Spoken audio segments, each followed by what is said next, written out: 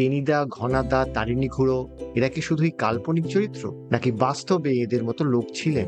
বাংলায় কিন্তু সত্যি সত্যি এমন একজন মানুষ ছিলেন যার গল্প বলার ক্ষমতা টেনিদা, ঘনাদা, তারিণী খুড়ো এদেরকেও হার মানাতো। এই মানুষটি ছিলেন একজন বিখ্যাত সাহিত্যিক। তাঁর লেখা গল্পের সাথে সবাই পরিচিত, কিন্তু অনেকেই যেটা জানে না সেটা হলো এই মানুষটি বিভিন্ন আড্ডার মজলিস মুহূর্তে জমিয়ে দিতে পারতেন তার গল্প বলার ক্ষমতা দিয়ে।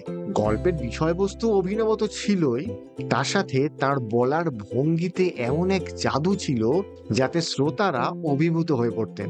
বাংলা, বিহার, বার্মা ব্যাপকভাবে ঘুরে বেরিয়েছিলেন তিনি, মিশেছিলেন বিভিন্ন রকমের মানুষের সাথে, আর সেই সমস্ত অভিজ্ঞতাই গল্প হয়ে উঠে আসতো বিভিন্ন আড্ডায়। সঙ্গে অবশ্য প্রয়োজন মতো কল্পনার মিশেলও থাকতো গল্পকে সুস্বাদু আর মুচমুচে করে তোলার জন্য। তার এই মজলিসি গল্পের খ্যাতি এতটাই ছিল যে সুনীতি কুমার চট্টোপাধ্যায়, প্রেমাঙ্কুর আতর্থী, বনফুল এদের মতো বিখ্যাত ব্যক্তিরা তার মুখ থেকে এই সমস্ত গল্প শুনে পরে সেটা শারদিয়া দেশ, শারদিয়া দৈনিক বসুমতী, শনিবারের চিঠি ইত্যাদিতে লিখেছিলেন।